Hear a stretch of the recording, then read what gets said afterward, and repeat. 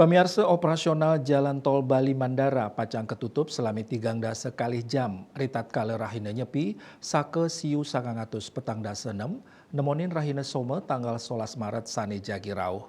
Penutupan operasional kekawitin rahina redite galah solas wengi kantos anggara galah pitu semeng.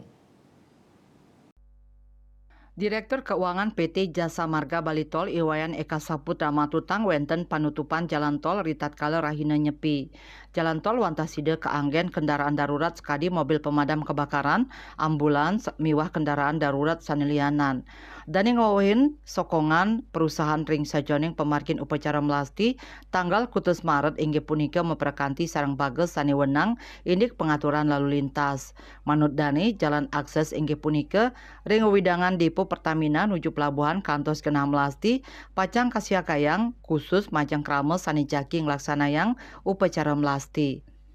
Selantur nyani saking pelabuhan nuju pesanggaran kasiagayang dua arah utawi kontraflow. Sekadi kauningin kendaraan saning lintang ring tol Bali Mandara ring warsa kali tali 3 likur kauningin wenten 14, kali yuta pelinggihan. Wilangan inucap nincap 16%, yening sayang sarang ring warsa kali tali kali likur. Raris ring periode Nataru kuentenan pelinggihan saning lintang ring tol Bali Mandara kantos ulung atus sia dasa 3 tali pelinggihan puncak Pineh Ageng inggih punika pitung dasa 3 tali pelinggihan rahina.